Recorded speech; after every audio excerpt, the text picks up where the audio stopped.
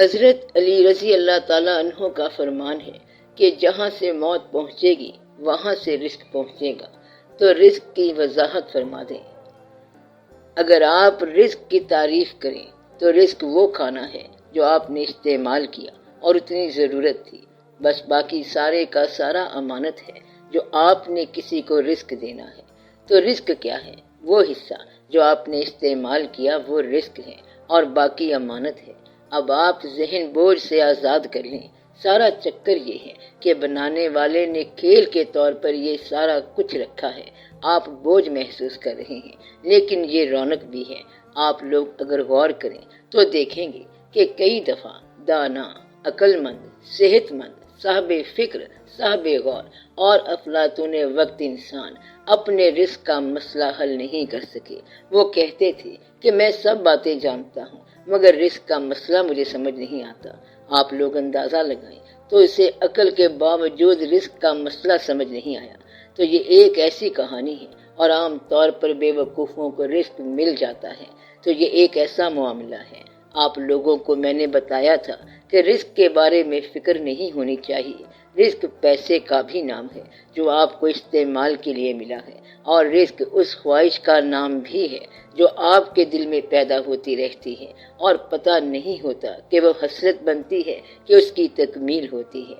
رزق اس اولاد کا نام بھی ہے جو آپ کے پاس جلوہ افروز ہوتی ہے۔ رزق بیوی کا نام بھی ہے اور شوہر کا نام بھی ہے جو آپ کے گھر میں موجود ہیں۔ رزق کی سب سے بڑی بات یہ ہے کہ جو آپ کے دل میں ہے اور آپ کے سینے میں موجزن ہے، اور یہ آنکھوں میں جو بینائی ہے رزق ہے۔ یہ میں آپ کو پکی خبر دے رہا ہوں، اور بینائی کے رزق سے تمام نظاروں میں رنگ پیدا ہوتا ہے۔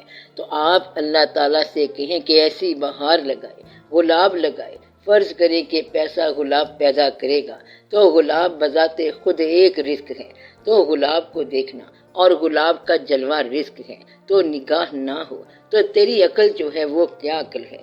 تو آپ لوگ یہ دعا کرو کہ اللہ تعالیٰ صرف عقل نہ دے بلکہ نفع والا علم دے، اور یہ ہمیشہ دعا مانگی گئی کہ اللہم اعوذ بک من العلم لا ینفع۔ اے اللہ میں پناہ مانگتا ہوں اس علم سے جو مجھے نفع نہ دے۔ تو آپ بھی پناہ مانگو اس علم سے جو نفع نہ دے، پناہ مانگو اس فلسفے سے جو تیرا راستہ آسان نہ کرے، اور پناہ مانگو ان واقعات سے جو تجھے خود تکلیف دیں اور تیرا راستہ روک لیں۔ اس بات سے پناہ مانگو کہ آپ نے کل کیا کیا تھا اور کل کا کیا ہوا۔ آج راستہ روک رہا ہے اور آج تک آپ کو سمجھ نہیں آ رہی، اور آج پھر آپ اپنے آپ کو صحیح سمجھ رہے ہیں۔ تو ایمان بھی ایک رزق ہے، اور اسی طرح کئی طرح کے رزق ہیں۔ رزق کریم سے کیا مراد ہے؟ رزق کا معنی اور ڈیفینیشن ہماری ڈکشنری میں بارش ہے، تو رزق کا معنی بارش یعنی نازل ہونا ہے۔ تو جو چیز نازل ہو رہی ہے وہ بارش ہے۔ دنیا کا رزق جو ہے یہ بارش سے وابستہ ہے۔ اللہ تعالیٰ نے فرمایا ہے کہ میں نے رزق آسمانوں سے اتارا۔ کسی نے اللہ تعالیٰ سے پوچھا کہ تیرا فضل کیا ہے؟ تو فرمایا کہ بارش۔ اس بارش سے رزق پیدا ہوتا ہے کہ زمین سے، کھیتی سے اور فصل سے جو واقعات وابستہ ہیں، مثلا تمہارا کھانا پینا، لباس وغیرہ، تو یہ سارے کا سارا بارش سے وابستہ ہے۔ اگر صرف لکڑی کا رزق دیکھے تو یہ کمال ہی کمال ہے کہ درخت سے لکڑی لے کر فرنیچر اور خدا جانے آپ لوگ کیا سے کیا چیز بنا لیتے ہو، تو یہ سارا رزق ہے۔ اور رزق کریم ہوتا ہے خیال کا رزق، احساس کا رزق، یعنی کہ ترتیب احساس یا احساس کا مزین ہونا رزق کریم ہے۔ احساس کا مرتب ہونا بڑی قیمتی بات ہے، ورنہ عام طور پر انسان جاہل ہوتا ہے۔ عقل مند آدمی بھی جاہل ہوتا ہے کیونکہ اس میں احساس نہیں ہوتا۔ تو بہت عقل مند آدمی یہ کہتا ہے کہ میں ذرا بیٹے کو ڈانٹ رہا ہوں اور وہ رو رہا ہے، اور عقل مند آدمی یہ کہتا ہے کہ میری بیوی بے وقوف ہے اگر تو وہ عقل مند آدمی ہے تو پھر یہ اس کا رفیق کیسے ہوا؟ کہنے کا مطلب یہ ہے کہ اس کی عقل کام نہیں کرتی۔ تو دعا یہ ہونی چاہیے کہ عقل کے ساتھ لطافت قلب بھی ہو، اور لطافت قلب رزق کریم ہے، اور عام طور پر لوگ اس رزق سے محروم ہوتے ہیں، ڈرائے ہوتے ہیں، بالکل ڈرائے یعنی خشک۔ تو صرف خالی عقل نہیں چاہیے۔ کسی نے کیا خوب کہا ہے کہ یہ اس کے کرم کی بات ہے، کرما دی رتڑی ایک چنگی، تولا عقل دا کم نہ آندائے، کہ کرم کی ایک رتی بھی بہتر ہے اور عقل کا تولا بھی ہو تو کام نہیں آتا۔ تو اس لیے عقل سے بھی توبہ کرنی چاہیے کہ یہ وہ عقل ہے جس سے آپ اپنا راستہ درست نہیں کر سکتے۔ تو یہ کیا عقل ہے، اور اس عقل والے نے اپنی زندگی کو کیا بنایا ہے؟ جو شخص لوگوں کو اور زندگی بنانے کا نسخہ دیتا ہے، اس کی اپنی زندگی نہ جانے کس حال میں ہے۔ اس لیے دعا یہ ہونی چاہیے کہ یا اللہ میں تو بے بس ہوں، تو ہی مہربانی کر اور پردہ رہنے دے۔